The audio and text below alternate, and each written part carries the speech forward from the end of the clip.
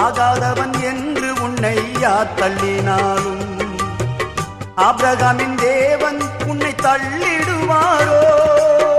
தஞ்சம் என்று வருபவரை தள்ளாத நேசரவே, தஞ்சம் என்று வருபவரை தள்ளாத நேசரவே. அஞ்சிடாதே மகனே மகளே என்று உன்னை தேற்றிடவே உனக்கொருவர் இருக்கின்றார், உன்னை விசாரிக்க துடிக்கின்றார். உன்னையும் என்னையும் இயேசு நேசிக்கிறார்.